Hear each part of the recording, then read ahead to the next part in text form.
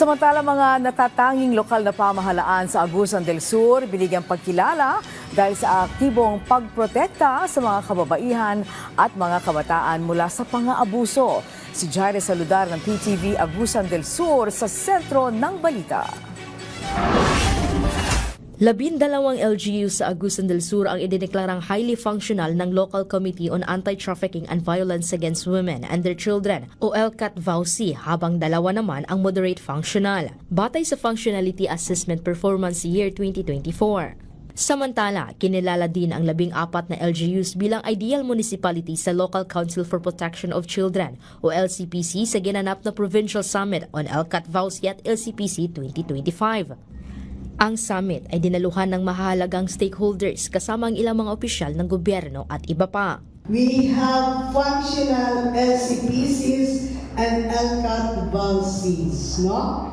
Siguro makita nato na ang atong LCAT, no, during the assessment, recent assessment, nakaabot ta og 110 nga rating.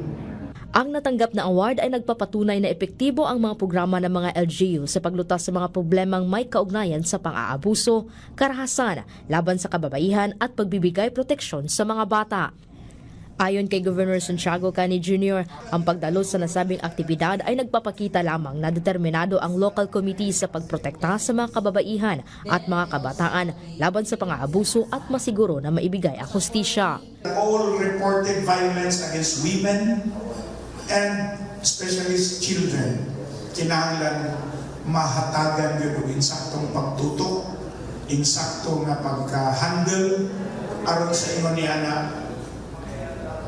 maprotektahan, or kung nabiktima naman, mahatagan na itong insaktong assistance aron dili kinyo makahatag sobra pa hinuon na damage nito sa mga nabiktima.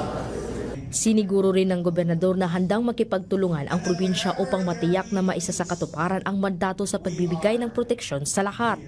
Samantala, 4 na kabataan ang nakatanggap ng Makabatang Modelo Awards bilang pagkilala sa kanilang masigasig na pamumuno at aktibong pakikilahok sa pagsusulong at pangangalaga sa mga karapatan at kapakanan ng mga bata.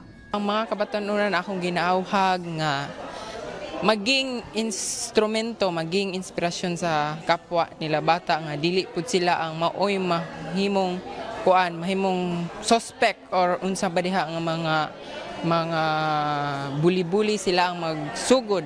Dapat sila ang moprotekta sa ilang kapwa bata. Jaira Saludar ng PTV Agusan del Sur para sa Pambansang TV sa Bagong Pilipinas.